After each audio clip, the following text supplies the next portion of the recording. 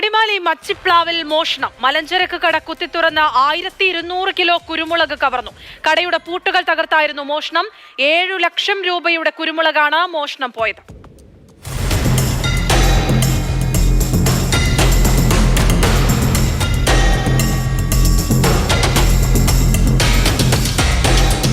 അടിമാലി മച്ചിപ്ലാവിൽ മലഞ്ചരക്ക് വ്യാപാരം നടത്തുന്ന കോട്ടക്കൽ ബിനോയ് അഗസ്റ്റിന്റെ കടയിലാണ് കഴിഞ്ഞ രാത്രി മോഷണം നടന്നത്. കടയ്ക്കുള്ളിൽ 26 ചാക്കുകളായി സൂക്ഷിച്ചിരുന്ന ഉണക്ക കുരുമുളകും മേശയ്ക്കുള്ളിൽ ഉണ്ടായിരുന്ന 10,000 രൂപയും നഷ്ടപ്പെട്ടു.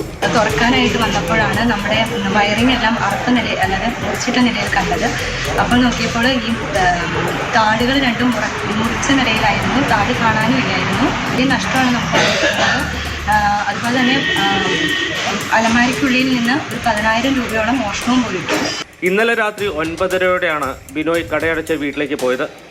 ഇന്ന് രാവിലെ സമീപവാസികളിൽ ചിലരാണ് മോഷണം നടന്ന വിവരം അറിയിക്കുന്നത്. കട പൂട്ടിയിരുന്ന താഴുകൾ രണ്ടും അറുത്തുമാറ്റി.